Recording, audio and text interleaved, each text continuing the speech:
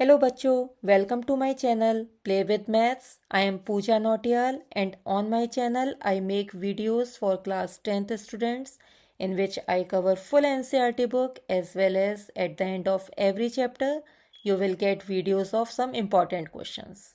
For that subscribe, like and hit that bell icon so that you can get notified whenever I post a new video. Hello बच्चों, this is Pooja. Welcome to the channel. आज हम लोग करेंगे chapter 1 real numbers के सारे examples. Already मैं अपने channel पे इंट्रोडक्शन वीडियो डाल चुकी हूँ रियल नंबर्स की, plus exercise 1.1 and exercise 1.2 already मैं अपलोड कर चुकी हूँ। तो अगर आप नए हैं मेरे चैनल पे तो प्लीज़ सब्सक्राइब करिए और लाइक एंड शेयर करिए। चलिए स्टार्ट करते हैं चैप्टर 1 रियल नंबर्स के examples. So this is example number 1. In this, it is given that consider the numbers 4 की power n, where n is a natural number. Check whether there is any value of n for which 4 raised per n ends with the digit 0. तो देखिए, आपको ये कहा गया है कि जो n है 4 की पावर n है, जहाँ पे n क्या है, नेचुरल नंबर है। नेचुरल नंबर क्या होता है, 1 से स्टार्ट होता है, 1 2 3 सारे counting numbers up till infinity. ठीक है, तो अगर आप चेक करें 4 की पावर n, जहाँ पे n क्या है, 1 2 3 सोन, ये नंबर्स हैं, तो 4 की पावर 1 कितना हो जाएगा, 4 होगा। 4 की पावर 2, 4 4 जा 16। 4 की पावर 3 क्या होगा, 64 एंड सो ऑन। अब इन्होंने ये कहा है कि क्या है 4 की पावर n की कोई भी वैल्यू, एनी कोई वैल्यू है ऐसी जो जीरो पे एंड करेगी। कोई ऐसा नंबर है ही नहीं। अगर कोई नंबर जीरो पे एंड करता है तो उसके फैक्टर्स 2 एंड 5 होने चाहिए, सबसे पहली बात। ठीक है, तो सबसे पहली बात क्या है कि any number and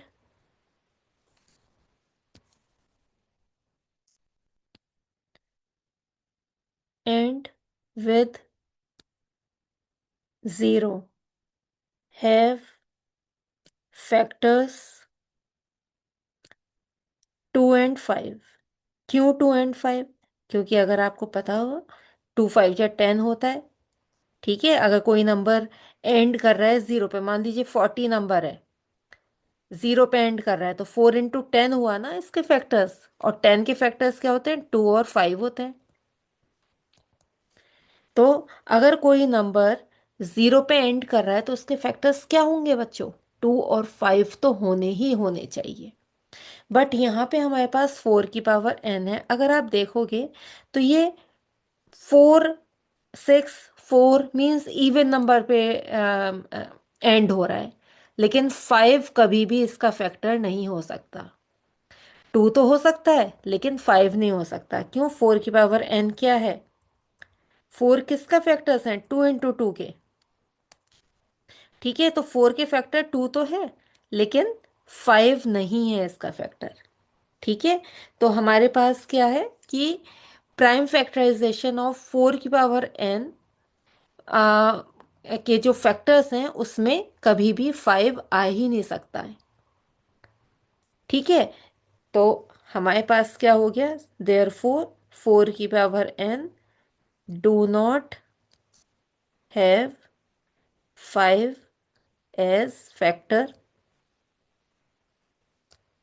there four की power n can not end with zero. ये कभी भी ज़ीरो पे एंड होगा ही नहीं।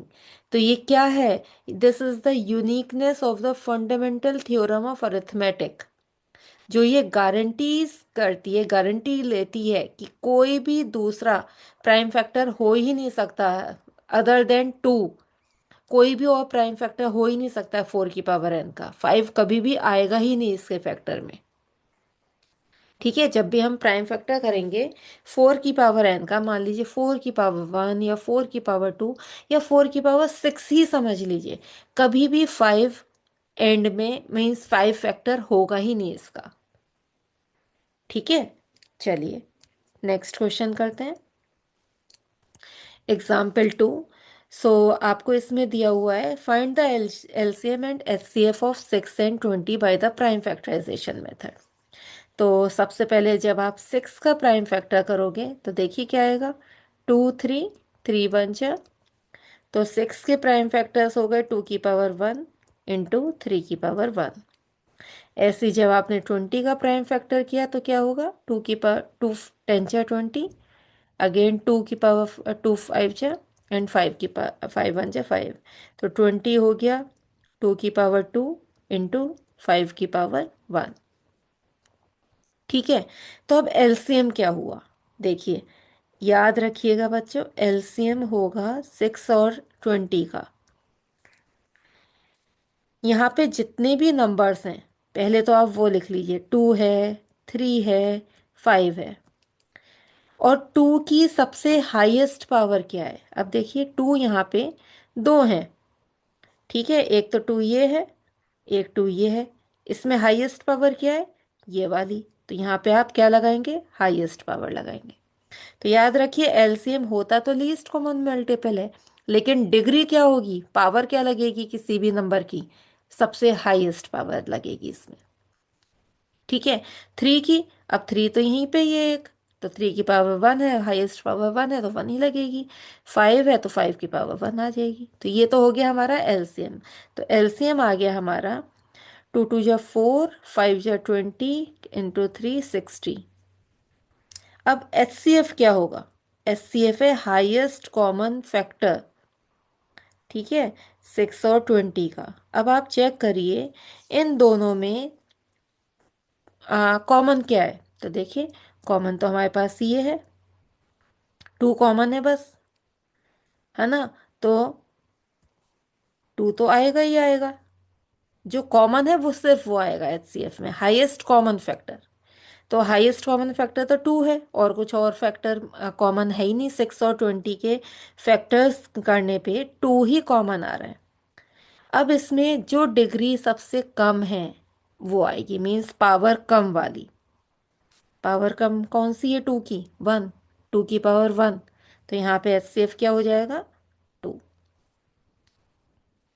ठीक है, चलिए नेक्स्ट क्वेश्चन करते हैं। Question example number 3। अब आपको एग्जाम्पल 3 में क्या कहा है, find the HCF of 906 and 404 by the prime factorization method, hence find their LCM. ठीक है, तो बच्चों सबसे पहले हम एचसीएफ फाइंड करते हैं। तो देखिए 9 906 नहीं है बच्चों, ये थोड़ा सा मिसप्रिंट हो गया है, दिस इज 96। ठीक है, तो 96 का प्राइम फैक्टर जब आप करेंगे तो देखिए क्या आएगा, 2 के साथ करते हैं, 48, अगेन 2, 24 जा 2, 12 जा 2, 6 जा 2, 3 जा एंड 3 1 जा। अब 404 का करते हैं, तो देखिए क्या आएगा, 2 2 0 2, अगेन 2 1 0 1। 1 0 1 किसी, ये एक प्राइम नंबर है। ठीक है, तो 1 0 1 1 जा। तो सबसे पहले हमें क्या निकालना है, एचसीएफ। पहले हम फैक्टर्स लिखते हैं। तो हमारे पास 96 के फैक्टर्स हो गए, 2 की पावर देखिए कितने हैं, 1 2 3 4 5, ये कितने 5 हैं, 2 की पावर 5 इंटू 3 की पावर 1। 404 के प्राइम फैक्टर्स हैं 2 की पावर 2 इंटू 1 0 1। हमें निकालना है एचसीएफ, इसमें हाईएस्ट कॉमन फैक्टर मींस इन दोनों में कॉमन क्या है, सिर्फ 2 कॉमन है, तो यहाँ पे 2 तो आएगा ही आएगा। हाईएस्ट कॉमन फैक्टर देखिए, याद रखिए हाईएस्ट है तो डिग्री कम वाली आएगी। इन दोनों कॉमन जो 2 हैं उनमें से डिग्री किसकी कम है, इसकी। तो 2 की पावर 2 आएगी यहाँ पे, मीन्स HCF क्या हो गया, 4 हो गया। अब हमें निकालना है, HCF तो निकल गया by the prime factorization method.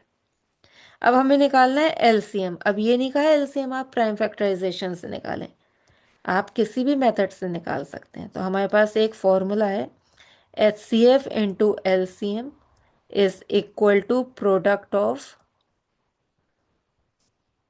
To numbers, two given numbers. ठीक है, तो LCM की का फॉर्मूला क्या हो गया, product of two numbers upon HCF। ठीक है, प्रोडक्ट ऑफ टू नंबर्स क्या हो गए, 96 इंटू 404 अपॉन HCF क्या आया निकल के हमारे पास, 4। तो हम क्या करेंगे, 4 से इसको कट कर देंगे, 101 आ गया। अब 96 इंटू 101 कितना होगा देखते हैं। तो 96 को आप क्या करेंगे, 101 से मल्टीप्लाई करेंगे, तो ये आ गया 606 एंड 909। तो ये हो गया 9696। तो हमारे पास जो LCM आ गया वो आ गया 9696। तो ये हमारा आंसर है। ठीक है बच्चों, चलिए नेक्स्ट क्वेश्चन करते हैं। Question number fourth means example 4 कर रहे हैं अभी हम। तो एग्जाम्पल 4 में find the HCF of 6, 72 and 120 by the prime factorization method. तो ये तो अब ऑलरेडी हम करते आ रहे हैं प्राइम फैक्टराइजेशन। तो देखिए सबसे पहले 6 का करते हैं। 6 का आपको पता है 2 3 जा 6 होता है, तो 2 और 3 इसके प्राइम फैक्टर्स हो गए। 72 का 2 36 जा, 2 18 जा, 2 9 जा, 3 3 जा एंड 3 1 जा। 120 के 2 से करते हैं, 60 जा, 2 30 जा, 2 15 जा, 3 5 जा एंड 5 1 जा। तो हमें HCF निकालना है। पहले हम इनके प्राइम फैक्टर्स देखते हैं, 2 की पावर 1 इंटू 3 की पावर 1।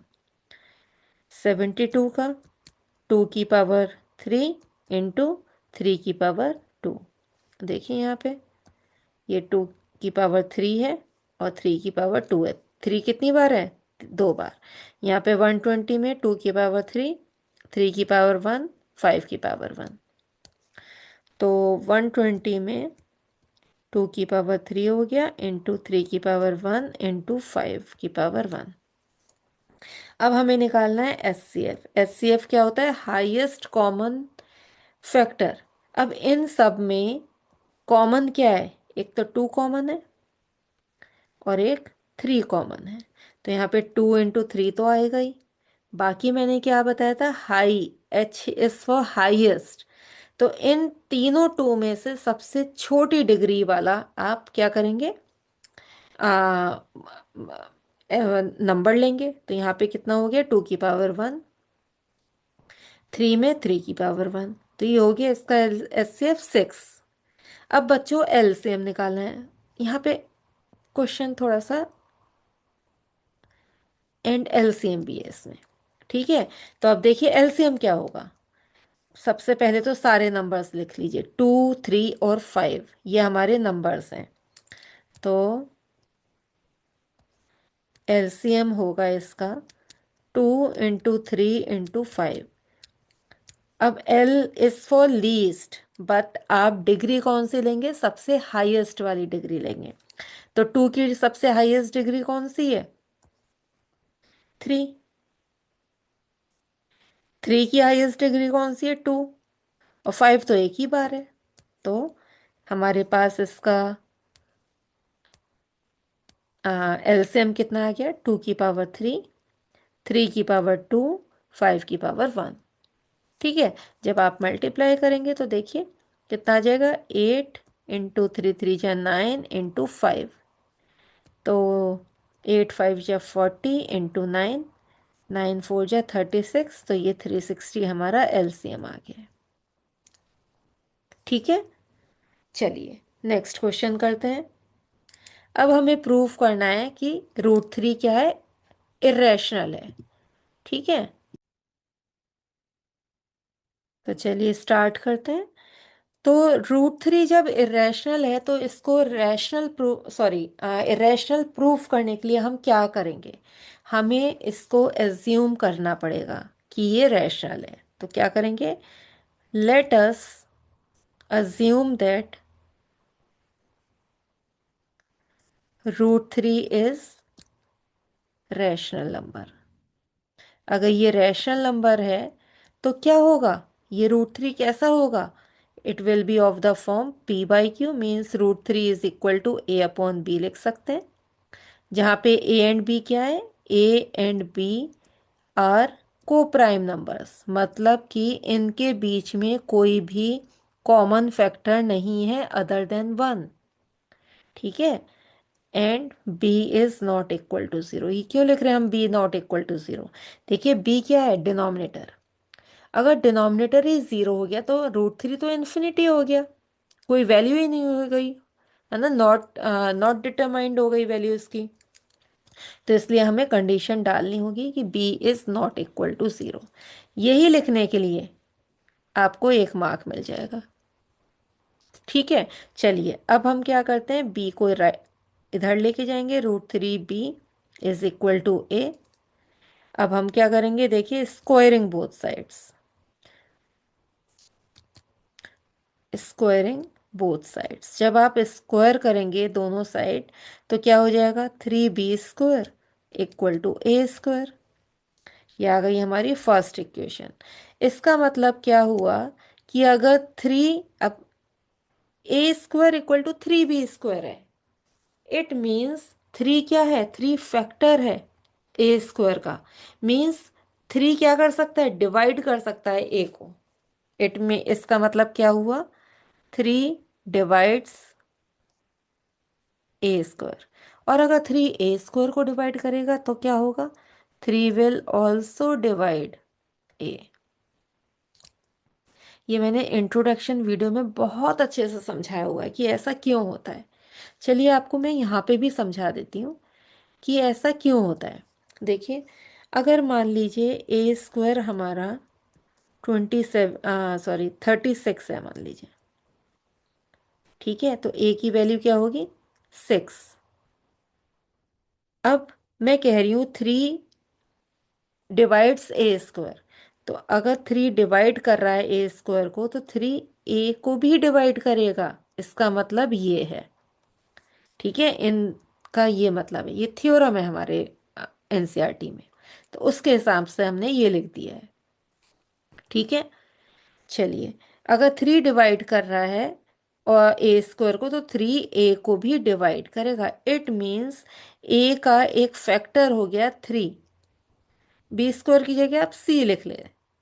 ठीक है, जहाँ पे c क्या है, c is any integer, c क्या है, एक इंटीजर है। ठीक है, अब हम क्या करेंगे, इस a की वैल्यू को आप किस में रख दें, फर्स्ट इक्वेशन में रख दें। ठीक है, तो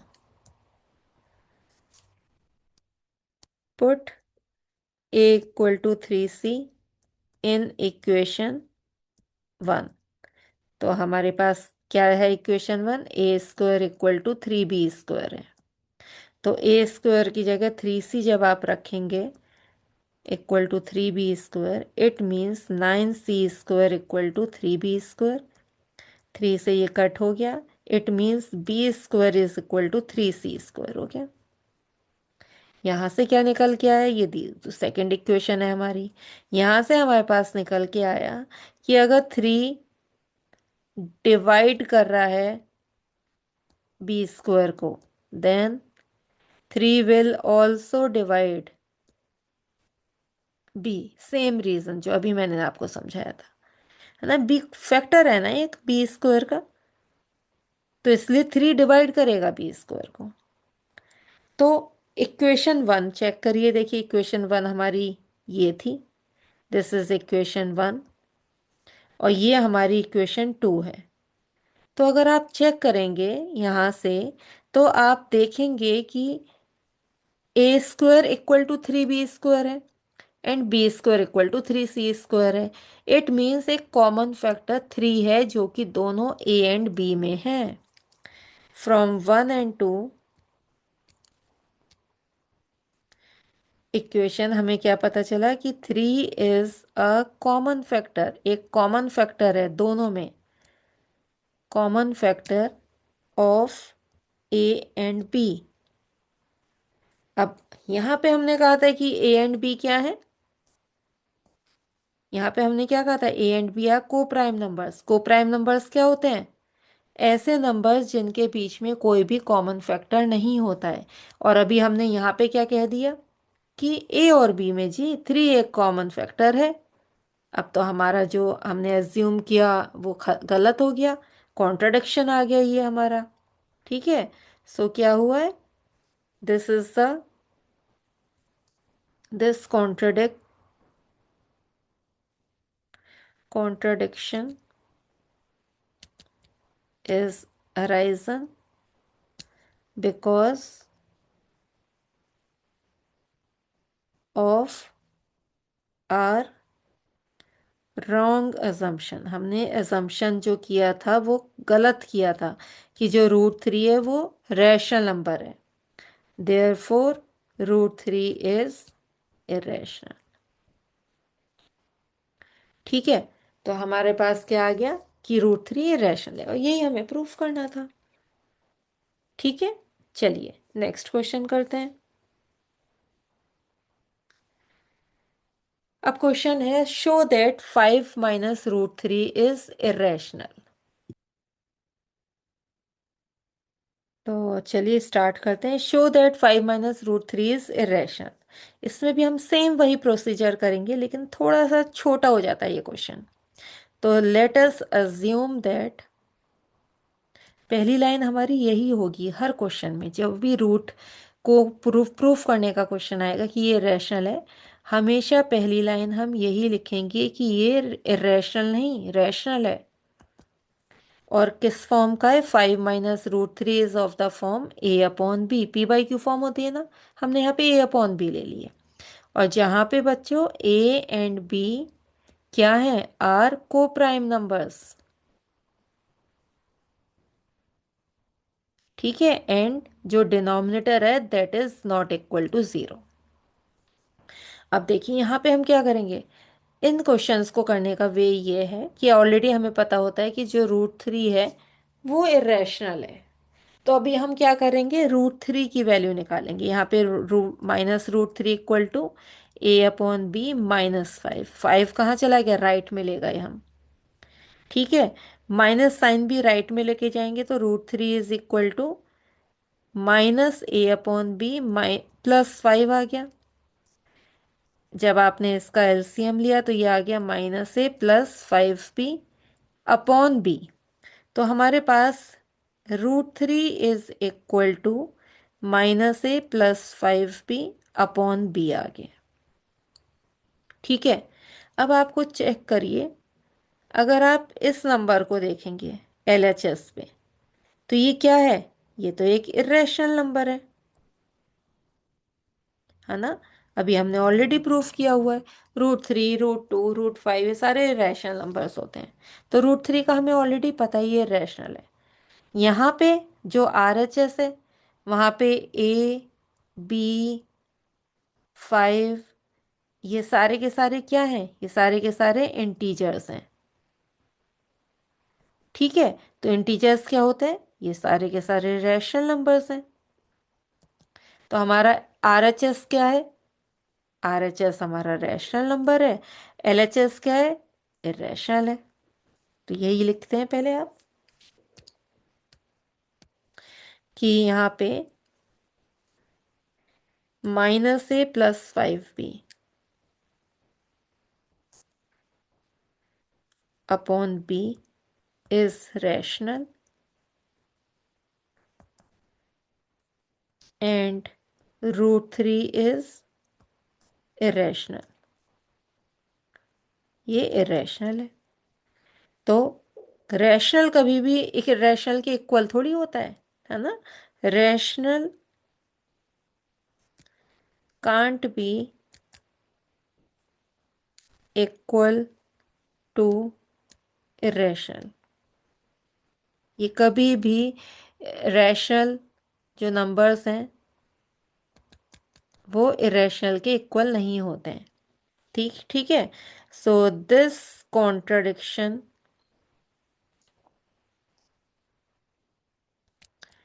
is arisen because of our wrong assumption। हमने जो एज्यूम किया था कि ये एक रैशनल नंबर है, उसकी वजह से हम एक कॉन्ट्रडिक्शन आ गया है। हेंस या देयरफॉर 5 - √3 क्या है? रैशनल नहीं है, इट इज इरेशनल। और यही हमें शो करना था। ठीक है, चलिए next question. And I think ये हमारा लास्ट क्वेश्चन है। हम्म, ठीक है, चलिए एग्जाम्पल नंबर 7 करते हैं। Show that 3 √3 is irrational. इसमें भी सबसे पहले हम क्या अज्यूम करेंगे? As usual let us assume that 3 √3 is rational, which is of the form a upon b, where a and b are coprime and b is not equal to 0। ठीक है, अब क्या करेंगे? रूट एक तरफ रखेंगे एंड बाकी सब चीज़ दूसरी तरफ ले जाएंगे। 3 को जैसे आप राइट में ले जाइए तो डिनोमिनेटर में आ गया। अगर आप इसमें LHS को चेक करें तो ये LHS है हमारा, ये हमारा RHS है। तो LHS रैशनल है, RHS क्या है? रैशनल नंबर है। तो आप क्या लिखेंगे? Here √2 is rational and a/3b is rational.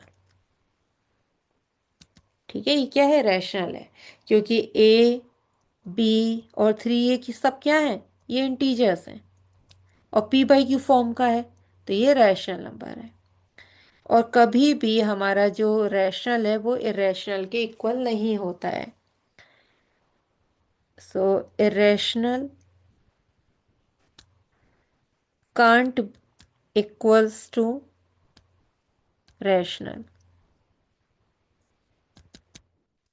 So this is a contradiction to our assumption,